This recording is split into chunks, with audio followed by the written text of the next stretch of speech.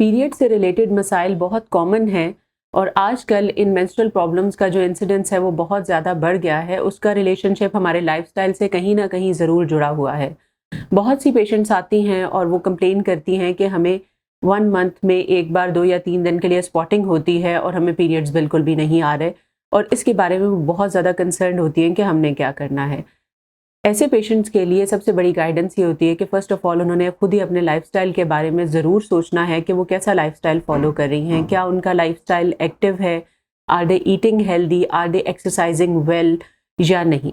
अगर ऐसा नहीं कर रही तो उन्हें सबसे पहले ज़रूरत है कि वो अपने लाइफ़स्टाइल को एक एक्टिव लाइफ़स्टाइल की तरफ लेके जाएँ, जिसमें एक्सरसाइज़ बहुत इम्पॉर्टेंट है, जिसमें हेल्दी ईटिंग बहुत इम्पॉर्टेंट है।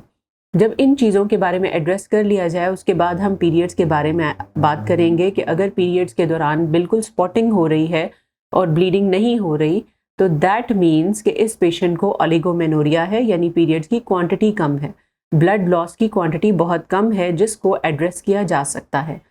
ब्लड लॉस मंथली साइकिल में ईस्ट्रोजन हार्मोन की वजह से जो एंडोमेट्रियम ग्रो होती है, that is basically the reason जिसकी वजह से ब्लड लॉस एवरेज या एवरेज से ज़्यादा होता है।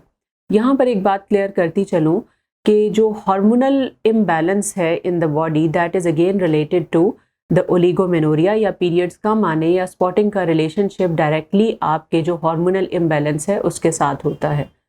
वंस अगेन एक और चीज़ मैं क्लियर करूँगी कि अगर किसी भी लड़की को या किसी भी खातून को महीने में एक बार 2 या 3 दिन के लिए स्पॉटिंग हो जाती है, तो हम इसको बिल्कुल एब्सेंस ऑफ पीरियड्स नहीं कहेंगे, बल्कि ये पीरियड्स आ रहे हैं, सिर्फ उनकी क्वांटिटी कम है। इस प्रॉब्लम को मैनेज करने के बहुत से तरीके हैं। इसके लिए आपने अपने करीबी गायनेकोलॉजिस्ट के पास जाना है और कुछ स्पेसिफिक मेडिकेशंस होती हैं वो प्रिस्क्राइब करवानी है, in addition to changing your lifestyle. बहुत से लोग आपको लाइफस्टाइल के बारे में एडवाइस नहीं भी करते, लेकिन स्टिल अगर आपको मेंस्ट्रुअल इरेगुलरिटीज़ हैं या मेंस्ट्रुएशन प्रॉब्लम्स हैं, सो आपने अपने लाइफस्टाइल को सबसे पहले बेहतर करना है। एक बहुत इम्पॉर्टेंट फैक्टर है वो है स्ट्रेस का। स्ट्रेस हमारे ब्रेन में प्रोड्यूस होने वाले बहुत से हार्मोन्स को डिस्टर्ब कर देता है, जिसकी वजह से पीरियड्स या तो बहुत ज़्यादा जल्दी आने लग जाते हैं या फिर बहुत देर देर से आते हैं।